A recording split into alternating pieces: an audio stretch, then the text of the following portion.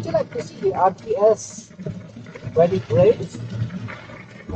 How about that? I'm going to make a pass underneath the train tracks of the RTS Link linking Johor Bahru to Singapore. There it is. So you can imagine how the train will travel during heavy rains once the train has started to commute people to and from Singapore.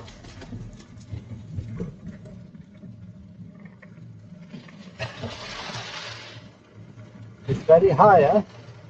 It's high up there, so that is why I can imagine that it's going to be quite scary if you are inside the train having a ride from Johor Bahru to Singapore and from Singapore to Johor Bahru in this kind of weather.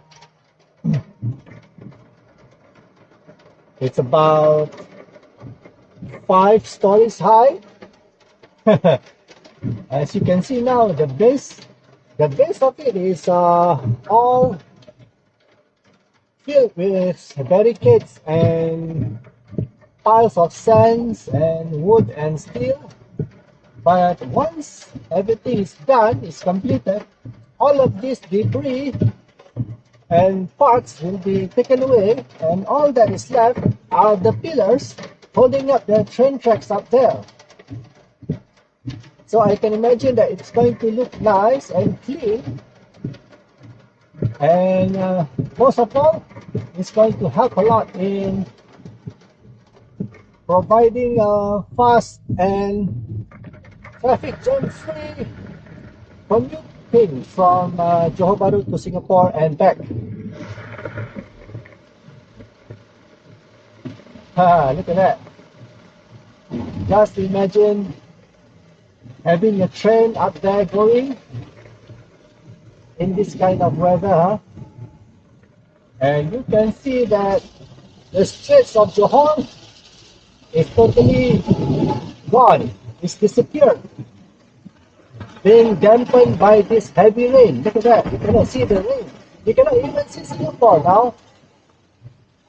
So, okay, in front of us is a usual traffic jam during this hour, 3:30 and above, because parents are picking up their children back from school. In front there we have the new secondary school. So once you've taken this road, you have to bear with the traffic jam until you've reached this turn to the right over here, where you can do a U-turn, and also enjoying the view of the RTS Link from the waterfront of the Straits of Johor.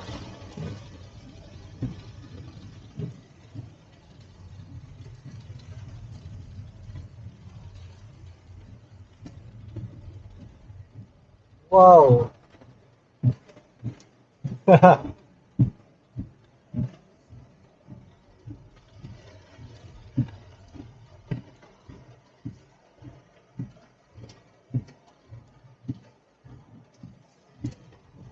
So when it rains in JB, we have to be really aware on where are the places that they will have some, it will happen some flash flooding.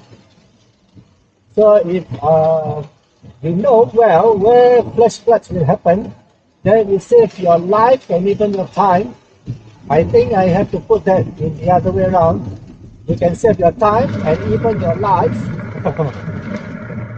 Because sometimes flash floods does get nasty, right? As you can see on the road here, the water level is starting to rise because we are at this point, at the lowest point of the road. So all of the waters that is coming down from the heavy rain is now flowing down, and that is why at the traffic light just now, the water is starting to rise. So you can see above, the train track of RTS, and it has barricades on both sides of the track itself, and I believe that is to dampen the noise from the train itself when it travels along the tracks. Because as you can see on the left and right, we have apartments, condominiums, hotels. So they wouldn't like the residents or the guests to be disturbed by all of these noises that comes from the train and the track itself, the friction, right? So that is why they have to barricade both sides of the tracks all the way. But on the right, I can see that, oh yeah, they have, yes, barricades are being brought up.